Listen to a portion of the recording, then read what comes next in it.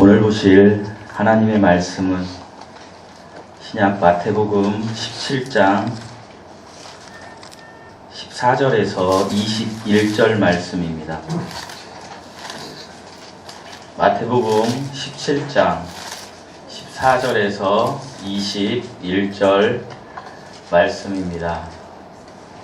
찾으셨으면 저와 여러분이 교도하시겠습니다. 그들이 무리에게 이르매 한 사람이 예수께 와서 꿇어 엎드려 이르되 주여 내 아들 불쌍히 여기소서. 그가 만질리시니 고생하여 자살불에도 넘어지며 물에도 넘어지시리라. 내가 주의 제자들에게 데리고 왔으나 능히 고치지 못하더이다. 예수께서 대답하여 이르시되 믿음이 없고 회개하지 되어 내가 얼마나 너희와 함께 있으며 얼마나 너희에게 참으리요. 그를 이리로 데려오라 하시니라. 이에 예수께서 꾸짖으시니 귀신이 나가고 아이가 그때부터 나으니라. 이때 제자들이 조용히 예수께 나와 이르되 우리는 어찌하여 쫓아내지 못하였나이까. 이르시되 너희 믿음이 작은 까닭이니라. 진실로 너희에게 이르노니 만일 너희에게 믿음이 겨자씨 한 알만큼만 있어도 이 산을 명하여 여기서 저기로 옮겨지라 하면 옮겨질 것이요 또 너희가 못할 것이 없으리라. 21절 다 함께 따라 하시겠습니다. 그럼에도 불구하고 이런 종류는 기도와 금식을 통하지 않고는 나가지 아니하느니라. 잠시 기도하시겠습니다. 사랑이 많으신 아버지 하나님, 오늘도 저희들을 예배자의 자리에 서게 하시니 감사합니다. 너무나 부족하고 나약한 저희들, 죽을 수밖에 없었던 저희들, 아버지 하나님, 세상 정욕을 쫓아서 살아나갔던 저희들을 위하여 2000년 전에 십자가의 보혈의 피로 그 모든 것을 속량했으니 하나님의 그 크신 은혜에 감사드립니다. 아버지, 하지만 우리가 예수님을 만났다고 하면서도 우리의 삶이 여전히 세상 속에서 세상 사람들과 아버지 하나님 구별되지 못하게 살았음을 고백합니다. 우리의 나약함과 게으름과 강팍함을 주님 회개하오니 이 시간 아버지 하나님께서 우리에게 주셨던 그 첫사랑의 은혜를 회복하는 귀한 시간 되게 하여 주시옵시고 온전히 하나님께만 영광 돌릴 수 있는 예배자로 온전히 서게 하여 주시옵소서. 믿음이 실제가 되며 온전한 믿음을, 생명력 있는 믿음을 소유한 하나님의 참 자녀가 되는 은혜가 우리 모두에게 있게 하여 주시옵소서. 모든 말씀 예수 그리스도의 이름으로 기도드리옵나이다. 아멘. 새해 복 많이 받으십시오. 우리 따라서 해보시겠습니다. 새해 복 많이 받으세요. 새해 복 많이 받으세요. 우리 민족이 고유 명절로 지키는 설 연휴입니다. 설 연휴에 새해 복 많이 받으시고 특별히 하나님께서 주시는 복을 무한히 받으시기를 바랍니다. 제가 오늘 성경 말씀을 읽으면서 본문 21절을 읽었습니다. 이거 약간 부연 설명을 하겠습니다. 지금 우리가 보는 성경은 미국에서 선교사들이 들어올 때에 NIV 성경이라는 그 책에서 번역된 성경입니다. 중국을 통해서 들어오고 미국을 통해서 들어왔기 때문에 한자의 어떤 그런 체계로 이 성경을 번역했고 그리고 미국에서 들어올 때에 미국의 NIV 성경을 번역했습니다. 하나님께서는 율법은 세상 모든 것은 다 없어져도 하나님의 말씀은 1.1획도 없어지지 아니하느니라고 저희들에게 말씀하셨습니다. 잠깐 부연 설명을 하자면 NIV 성경은 영국에서 이제 그 원래 성경 사본이었던 킹 제임스 성경을 영국에서 RSV라는 성경으로 번역하고 그 성경이 미국으로 와서 이제 심판 NIV 성경으로 기록이 되었습니다. 그 성경이 영국에서 번역될 때에 영국의 그 번역한 사람들이 약간은 천주교의 사상을 가진 사람들이었습니다. 그래서 그분들이 성경에 18개의 구절을 없음으로 했습니다. 저는 뭐 성경을, 우리 지금 보는 성경을 이렇다 저렇다 얘기하려고 하는 것은 아닙니다. 우리 교회가 개역 성경을 보지만 여러분이 진리를 알게 하기 위해서 설교 전에 말씀드립니다. 사랑하는 성도 여러분, 우리가 언젠가 때가 되면 하나님께서 온전하게 보존하신 킹제임스 성경을 보는 날이 있을 겁니다. 여러분이 다 동의할 때에. 그러나 지금 우리나라의 어떤 여건상 킹제임스 성경을 보는 것들이 분쟁의 소지가 되기 때문에 저는 킹제임스 성경을 봅니다. 제가 볼 때 여러분에게 제가 강요하지는 않습니다. 하지만 하나님의 성경 구절을 인간이 삭제한다라는 것은 무한히 큰 죄입니다. 그래서 저는 여러분에게 제안합니다. 우리가 우리말로 이해하기 쉽게 번역된 개역 성경을 보시더라도 18개의 삭제된 구절은 꼭 성경에 기재를 하시기 바랍니다. 그걸 어떻게 찾을 수 있냐고요? 저 뒤에 2년 전에 우리 교회에 선물로 어떤 분이 보낸 책이 있습니다. 거기 보면 빠진 구절들을 다 적어놨습니다. 그거를 여러분들 성경책에 없음이라고 되어 있는 것을 적어놓으시기 바랍니다. 두렵고 떨리는 마음으로 이 말을 합니다. 왜 그렇습니까? 21절 말씀은 예수님께서 직접 하신 말씀입니다. 제자들에게, 예수님이 제자들에게 이렇게 이야기하셨습니다. 그럼에도 불구하고 이런 종류는 기도와 금식을 통하지 않고는 나가지 않느니라. 예수님이 말씀하신 걸 빼놓으면 안 됩니다. 이 진실을 알고 우리가 하나님을 믿어야 되기 때문에 제가 말씀 전에 이 말씀을 드렸습니다. 저는 어떤 교파나 어떤 목회자의 어떤 주장이나 그런 것을 여러분들에게 이야기하고 싶지는 않습니다. 하나님께서 온전하게 보존하신 말씀을 죄안기 사랑교회 성도들은 알아야 된다. 특별히 예수님께서 말씀하십니다. 그래서 말씀을 드렸습니다. 그래서 지금 적어 놓으시기 바랍니다. 21절. 그러면 이제 17번만 적어 놓으면 되겠죠. 그럼에도 불구하고 이런 종류는 기도와 금식을 통하지 않고는 나가지 아니하느니라. 꼭 적어 놓으시기 바랍니다. 하나님이신 예수님께서 말씀하신 것입니다. 제자들에게. 말씀을 전하겠습니다. 오늘 보면 마태복음 17장은 16장에서 예수님께서 이런 이야기를 하십니다.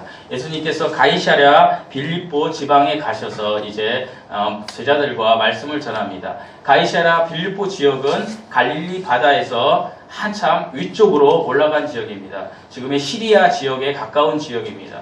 이 시리아 지역에 가까운 이 지역에서 이제 베드로의 고백이 16장에 나오지 않습니까? 16장 16절에 보면 베드로의 그 유명한 간증이 나옵니다. 주는 그리스도시요 살아계신 하나님의 아들이십니다라는 베드로의 고백이 나오는 가이사랴 빌립보. 이 가이사랴 빌립보에서 예수님께서 이런 말씀을 하십니다. 16장 28절에 보면 진실로 너희에게 이르노니 여기 서 있는 사람 중에 죽기 전에 인자가 그 왕권을 가지고 오는 것을 볼 자들도 있느니라. 인자가 하늘의 왕권, 하늘의 왕국의 왕권을 가지고 이 땅에 올 것을 볼 자도 있느니라. 저는 예전에 제가 하나님의 말씀을 잘 모를 때 이 말이 이상했습니다. 그리고 이렇게 생각했습니다. 내가 죽기 전에 예수님이 오시겠구나. 그리고 이 성경을 읽었던 1세기, 2세기에 많은 사람들이 이 성경을 읽고 이렇게 생각했을 것입니다. 예수님이 하늘의 왕권을 가지고 오는 그 인자를 볼 수 있을 거라는 이야기를 했을 때에 그 사람들도 그렇게 생각했을 것입니다. 내가 살아있을 때 예수님이 오실 것이구나. 그렇게 기대했을 것입니다. 오신 예수님을 놓고도, 육신의 예수님을 놓고도 그들이 기다리던 메시아를 기다렸을 수도 있습니다. 저도 이 성경을 읽으면서 그런 생각을 한 적이 있습니다. 내가 살아있을 때 예수님이 오시면 오실 수 있겠구나. 그리고 그게 저의 소망이기도 합니다. 그리고 이런 의문도 가졌습니다. 그렇다면 예수님께서 이 말씀을 하신 지 약 2000년이라는 세월이 흘렀는데 그 2000년 동안 무수한 사람들이 이 성경 구절을 읽었을 텐데 그런 의문을 가진 적이 있습니다. 그러나 28절의 해석은 이것이었습니다. 진실로 너희에게 이르노니 여기 서 있는 사람, 그러니까 제자들을 이야기하는 것입니다. 그 당시 현재 실제적으로 있었던 제자들이 죽기 전에 인자가 왕권을 가지고 오는 것을 볼 자도 있느니라. 이것은 예수님께서 이제 그 제자들, 특별히 선택한 사람들에게 그것을 보여준다라는 사실입니다. 그것을 우리가 어떻게 알 수 있습니까? 베드로후서 1장 16절에 보면 베드로의 고백이 나옵니다. 우리가 그냥 믿는 것이 아니라 우리가 실제로 왕권을 가지고 오신 예수 그리스도를 보았기 때문에 믿는 것이니라 라는 베드로의 그 고백이 있습니다. 그런 성경 말씀이 있습니다. 그것을 볼 때에 우리는 이 성경이 진리라는 걸 알 수 있습니다. 어째서 그렇습니까? 예수님께서 여기서 말씀하신 것은 제자들 중에 일부가 그것을 볼 것이라는 것입니다. 그리고 엿새 후에 17장에 보면 엿새 후에 6일 후에 어떻게 됩니까? 예수께서 베드로와 야고보와 그 형제 요한을 데리시고 높은 산에 올라가셨다라고 합니다. 여기서 높은 산은 신학자들 중에 두 가지로 이야기합니다. 헤르몬산이라고도 이야기하고 어떤 분은 신의 산이라고도 이야기합니다. 그러나 성경 전후반을 이렇게 보면 이것은 헬몬산인 것 같습니다. 왜냐하면 가이사랴 빌립보에서 약 20km 정도 떨어진 곳이 헬몬산이기 때문입니다.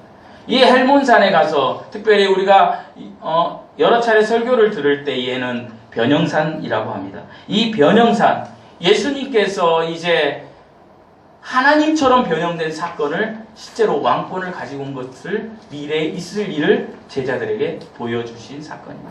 이것이 17장 전반부 사건입니다. 베드로와 야고보와 요한은 특별히 예수님이 사랑하는 제자들이었습니다. 이 사람들이 이제 예수님의 그 변형된 하나님의 모습을 보고 너무 좋아서 베드로가 여기에 천막을 짓고 주님과 함께 살기를 소원했습니다. 그러나 예수님께서는 그것은 나중에 언젠가 이루어질 일, 십자가의 죽음의 사건과 부활의 사건 이후에 재림의 때에 이루어질 일이라고 이들에게 알려주기 위해서 이제 산에서 내려오신 것입니다. 이제 헬몬산에서 내려오셔서 예수님이 이제 나머지 제자들이 있는 곳에 내려오십니다. 그랬을 때에 한 아버지가 예수님에게 이렇게 이야기하고 있습니다. 한 남자가 찾아옵니다. 내 아들이, 그가 14절 우리 한번 읽어보시겠습니다. 14절 말씀입니다. 시작.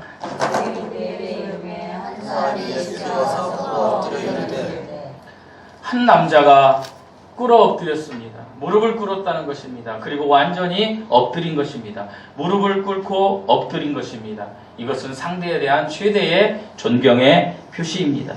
예수님을 가장 존경한다라는 그 표식을 하면서 그가 간절히 이야기합니다. 주여, 내 아들을 불쌍히 여기사.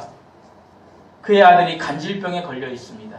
부정한 영이 그에게 들어가서 우리나라 말로 귀신 들렸습니다. 그래서 그가 넘어집니다. 물속에도 들어가고 불속에도 들어가고 자기 몸을 주체할 수 없는 그런 병에 걸린 아들이 있었습니다. 이 아들을 고쳐달라는 것입니다. 근데 이런 고백을 합니다. 주님이 없었을 때에 주님의 나머지 9명의 제자들에게 제가 내 아들을 고쳐달라고 했지만 그들이 고치지 못했습니다. 이렇게 이야기했습니다. 제자들이 아이를 고치지 못했다라는 것입니다. 예수님께서 이전에 제자들에게 권능을 주시고 치유의 역사에 그 능력을 주셨습니다. 그러나 제자들이 못 고쳤다라는 것입니다. 무엇이 문제였을까요? 아이의 아버지가 이제까지 있던 모든 일을 소상하게 예수님께 말씀을 드렸습니다. 예수님께서 그 말씀을 듣고 나서 이렇게 이야기했습니다. 믿음이 없고 패역한 세대여, 내가 얼마나 너희와 함께 있으며 얼마나 너희에게 참으리요.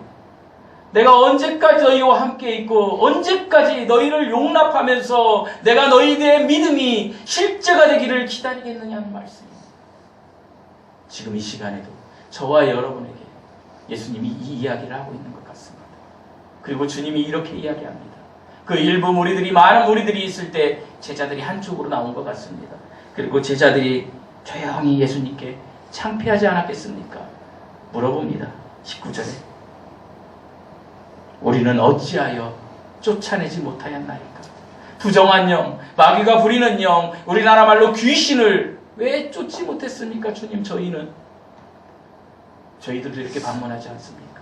주여, 내가 기도하지 않는데 왜 이것이 이루어지지 않습니까? 라고 우리가 기도할 때 있지 않습니까?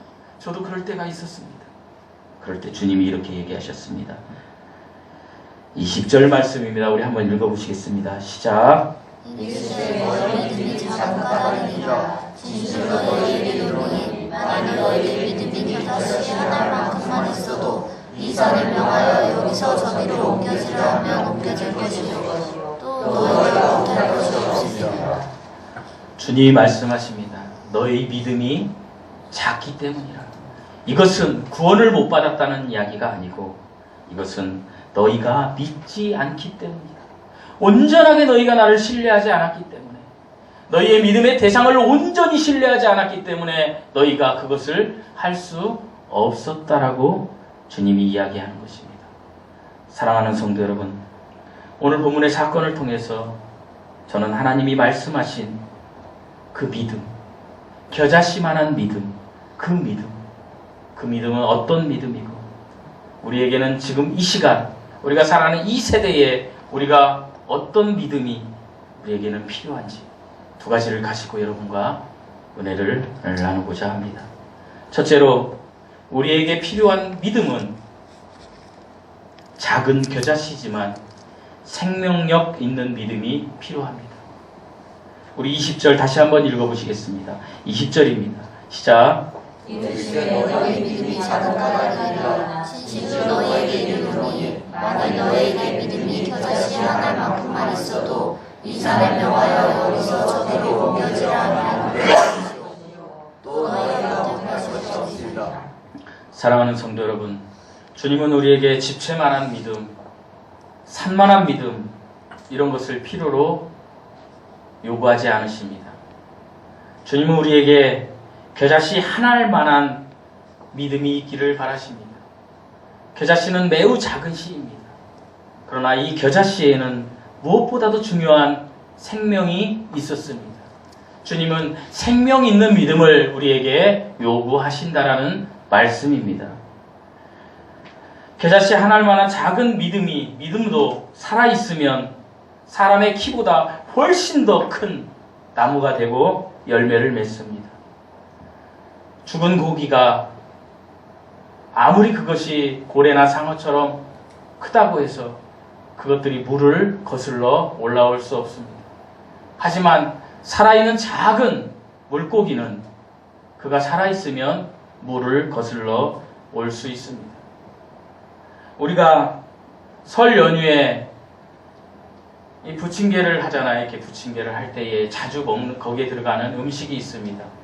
완전식품이라는 계란이 있습니다. 이 계란은 주로 우리가, 물론 이제 오리가 낳는 계란도 있지만 닭이 낳는 계란을 우리가 주로 먹습니다. 이 닭이 낳는 계란에는 유정란과 무정란이 있습니다. 유정란은 생명이 있어서 그 안에서 변화가 있고, 그리고 그것을 품으면 그 안에서 병아리가 나옵니다. 무정란은 아무리 품은들 거기에서 변화가 없습니다. 무정란은 생명이 없기 때문입니다. 무정란은 생명이 없기 때문에 썩거나 아니면 우리가 먹는 음식으로 그냥 그런 용도로만 폐기되는 것입니다. 무엇이 유정란이고 무엇이 무정란입니까? 유정란은 수탉과 암탉이 서로 짝짓기를 했을 때에 낳는 알이 유정란입니다. 이것이 무엇입니까? 우리가 아무리 우리의 의로 예수 그리스도를 믿는다, 내가 하나님의 말씀으로, 내가 지식으로 하나님의 말씀을 믿는다라고 아무리 이야기해도 예수 그리스도의 그 믿음, 그 예수 그리스도의 그 믿음의 체험이 나에게 없으면, 내가 단 한 번 진정한 회심이 없고 내가 예수 그리스도를 만난 진정한 사건, 그 짝짓기가 없으면 무정란이라는 것입니다. 생명력이 없다라는 것입니다. 그것이 아무리 큰들, 그것이 아무리 커서 포장되어서 그가 목회를 한들, 그가 아무리 가르치는, 잘 가르치는 선생님들, 아무리 많은 능력을 발휘하는 사람인들, 그는 무정란이라는 것입니다. 제가 지난주에 그것이 알고 싶다라는 녹화방송을 봤습니다. 거기에서 미국 한인교회에서 굉장한 사역을 하시던 분, 많은 선교사들에게 영향력을 끼쳤던 한인협회 2대 회장이 죽어버린 사건을 그것이 알고 싶다 해서 했습니다. 그런데 그 사건의 발단의 원인이 어떤 여인이, 어떤 타락한 여자가, 환상을 보는 여자가 그 목사님에게 접근해서 그 목사님의 과거를 맞추며 그 목사님의 이 혼을 휘어 감아버렸습니다. 우리나라의 강해설교의 1인자라고 하시는 분이 이동원 목사님이라고 합니다. 그런데 그 목사님이 이동원 목사님 이상하게 강해를 잘한다고 합니다. 뛰어나다라고 합니다. 그런 사람도 홀려버리니까 유정란이 아니니까 하나님의 그 정확한 그 믿음이 실제가 되지 않으니까 그렇게 되어버린다는 것입니다. 사랑하는 성도 여러분, 우리는 주님이 말씀하십니다. 생명력 있는 믿음, 겨자씨 같은 믿음이 너에게 있어야 된다는 것입니다. 예수님은 우리에게 어떤 큰 믿음을 이야기하는 것이 아닙니다. 여러분, 하나님의 말씀을 지식으로 습득하지 마십시오. 자기 확신이나 자기 희망사항이나 내가 불리할 때는 하나님 앞에 나가서 기도하며 마치 내가 그리스도인인 것처럼 하지 말라는 말씀입니다. 하나님은 우리가 하나님의 말씀을 듣고 믿음이 실제가 되어서 유정란처럼 변화된 삶을 살아서 그 알이 병아리가 되듯이 부활하기를 원하십니다. 이 땅에서 영향력 있는 삶을 살기를 원하십니다. 그리고 그 하나님의 자녀들이 어디를 가든지 하나님 앞에는 능치 못할 일이 없다라고 고백하며 자기의 삶에 자족하며 살아가기를 원하신다라는 말씀입니다. 사랑하는 성도 여러분, 하나님이 우리를 부자 만들기 위해서 이 땅에 오신 것이 아닙니다. 하나님은 우리가 죽어서 영원히 가는 영생의 그 사건에 그 천국에 너희의 삶에서도 천국을 이루라라고 하시기 위해서 오신 것입니다. 우리에게 생명력 있는 믿음이 들어가면 그때부터 우리는 천국의 삶을 소유하게 됩니다. 우리의 환경이 바뀌지 않습니다. 어떤 것도 바뀌지 않습니다. 물질이 많이 생기지도 않습니다. 좋은 일이 많이 있지도 않습니다. 그러나 우리의 사건 하나에 하나님의 뜻이 계시고 그 속에서 하나님 앞에 감사할 조건들을 찾아가며 자족하며 천국을 이룬다는 것입니다. 사랑하는 성도 여러분, 우리는 주양기 사랑교회 공동체를 이루고 있습니다.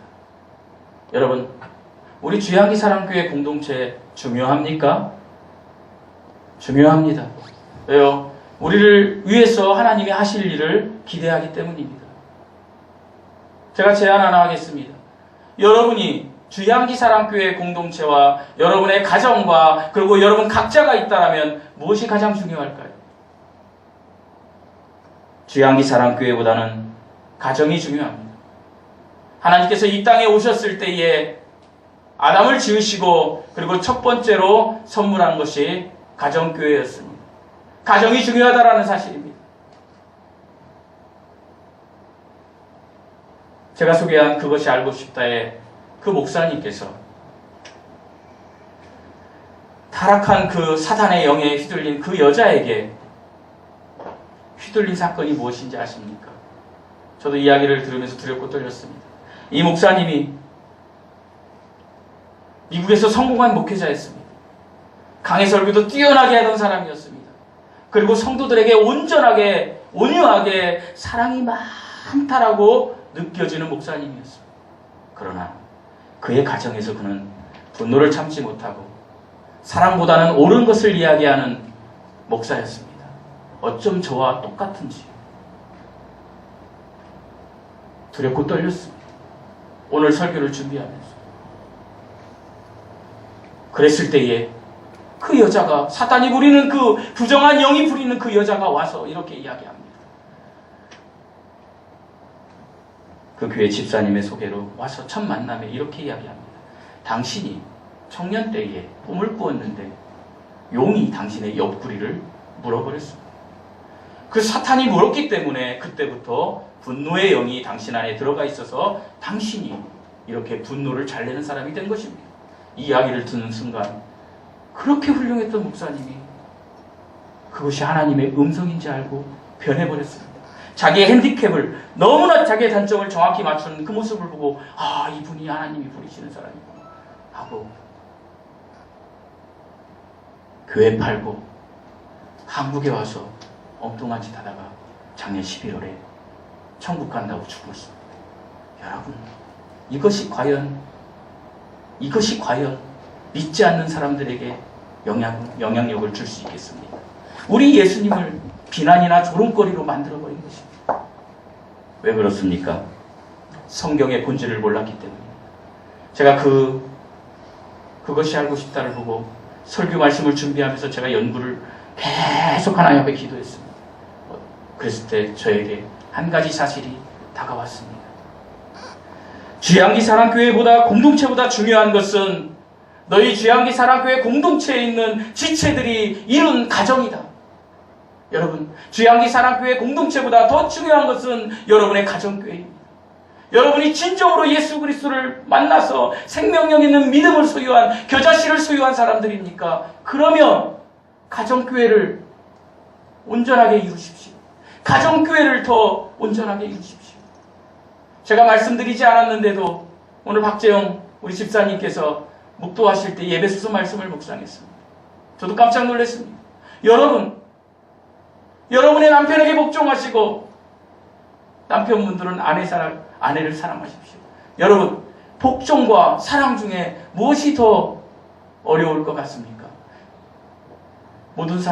대부분의 사람은 복종이라고 당할 것입니다. 아닙니다. 사랑하는 것이 더 어렵습니다. 여러분, 아내가 복종하지 않아도 사랑해야 되는 것입니다. 그의 영혼을 감싸주고 필요를 채워줘야 되는 것입니다. 이 가정교회가 융성할 때에, 이 가정교회가 하나님 앞에 온전히 설 때에, 이 가정교회가 겨자씨만한 믿음으로 설 때에 우리 주양기 사랑교회가 온전하게 설 수 있는 것입니다. 타락한 목회자들은 감히 이렇게 이야기합니다. 가정교회를 파쇄합니다. 교회 건물을 위해서 헌금을 바치게 하고 그 헌금으로 교회를 짓습니다. 그것이 얼마나 타락한 목회자들입니까? 왜 가정교회를 부숴가면서 헌금을 하고 그걸로 전셋집을 살다가 나중에 믿음이 없이 살다가 깨어지고 파괴하고 그렇게 하는 말씀입니다. 이것은 사단이 부리는 영들이 하는, 목회자들이 하는 짓입니다. 적어도 담대하게 제가 말씀드립니다.